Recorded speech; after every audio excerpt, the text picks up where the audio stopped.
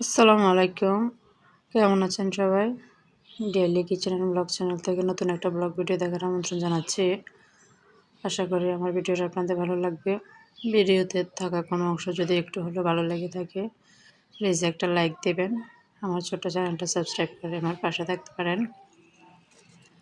আজকের ভিডিওটা এখানে শুরু করছি। আমি বিকেলের দিক থেকে বিকেলে একটু বাইরে গিয়েছিলাম। তো সেখান থেকে এই ভিডিওটা নেওয়া। একটু উপরে গিয়েছিলাম, উপর থেকে এই ভিডিওটা নিছি। বাইরের দৃশ্যটা খুব সুন্দর ছিল বিকেলের দিকে। যেহেতু দিনভর প্রচুর রোদ ছিল, বিকেলের দিকে রোদের তাপটা একটুটা কমে আসছে। বাইরের দিকটা দেখতে খুব ভালো লাগতেছিল, এখান থেকে অনেক দূর পর্যন্ত দেখা যায়। তো কিছুটা ক্যামেরা নিয়ে নিলাম। তো বিকেলে ওখান থেকে ঘুরে এসে বাসায় চলে আসছি। বাসায় এসে রাতের জন্য কিছু রান্না করব। তো রাতের জন্য এখানে কিছু কাতলা মাছ নিছি। কাতলা মাছগুলোকে লবণ হলুদ মরিচ দিয়ে আগে একটু ভাজি করে নিছি। ভাজি করে নিয়ে তারপর মশলা কষিয়ে নিছি, মশলা কষিয়ে রান্না বসিয়েছি। তো এখানে কিছু লতি দিছি আর কিছু একটু আলু দিব। আগে লতিটা আগে একটু তেল মশলার সাথে মাছের সাথে ভালো করে কষিয়ে নিচ্ছি। কষিয়ে নিয়ে তারপর কিছু গরম পানি দিব। গরম পানিটা ফুটে আসলে তারপর সেখানে ছোটো দুটো আলু দিব। তো আমার মাছ রান্নাটা হয়ে গেছে। তো আমি এখন একটা বাটিতে সার্ভ করে নিচ্ছি।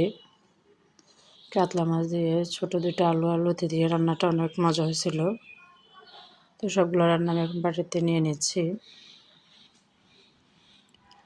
আরও কিছু রান্না করেছিলাম, সবগুলো আর ক্যামেরায় ধরা হয়নি, শুধু মাছের রেসিপিটা ধরলাম। যদিও এটা রেসিপি করে শেয়ার করার মতো তেমন রান্না না, এমনি যতটুকু ভিডিও আকারে নেওয়া যায় ততটুকু নিলাম।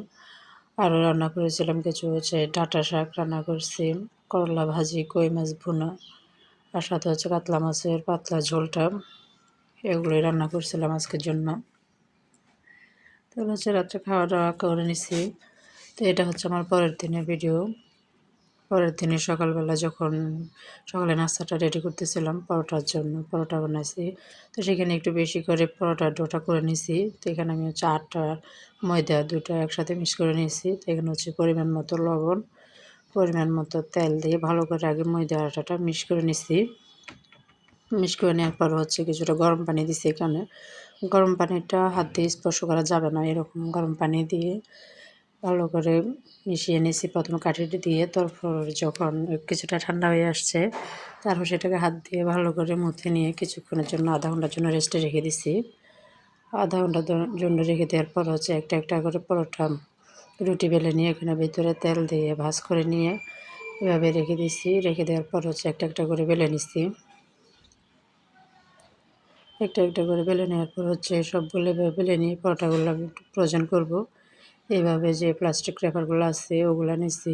আর এই প্লাস্টিকগুলো বাজার থেকে কিনে আনা যে পরোটাগুলো আছে, ওই পরোটাগুলো খাওয়ার পর আমি প্লাস্টিকটা ফেলে দিইনি, এগুলো ধুয়ে পরিষ্কার করে রেখে দিয়েছিলাম। বাসায় যখন রুটি বা পরোটা ফ্রোজেন করা হয় তখন এগুলো কাজে লাগে। তো এখানে অনেকগুলো প্লাস্টিক ছিল, তো আমি বেশ অনেকগুলো প্রায় 28টার মতো পরোটা বানিয়েছি ফ্রোজেন করার জন্য।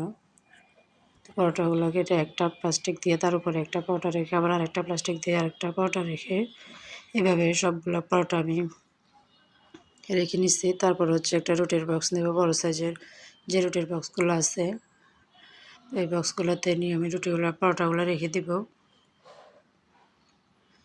যেভাবে সবগুলো পরোটা নিয়ে নিচ্ছি এই বক্সটাতে। এখানে প্রায় অনেকগুলো পরোটা। তো এই পরোটাগুলো অনেক সময় দেখা যায় কোনো দিন ঘুম থেকে উঠতে একটু দেরি হয়ে যায়, বা ঘুম থেকে উঠলেও দেখা যায় খুব তাড়া থাকে বাচ্চাদের স্কুলের। তো কিছু পরোটা বা রুটি ফ্রোজেন করা থাকলে বা ফ্রোজেন করা অন্য কোনো আইটেম থাকলে দেখা যায় খুব সহজে সকালে নাস্তাটা করে নেওয়া যায়। তো সেটা মনে করি আর কি সকালের জন্য পরোটাটা ফ্রোজেন করে রাখলাম। তো পরোটাটা আমি এখন ফ্রিজে রেখে দিব। ফ্রিজে রেখে দিয়ে বাকি কাজগুলো করে নিব। আসসালামু আলাইকুম, আল্লাহ হাফেজ।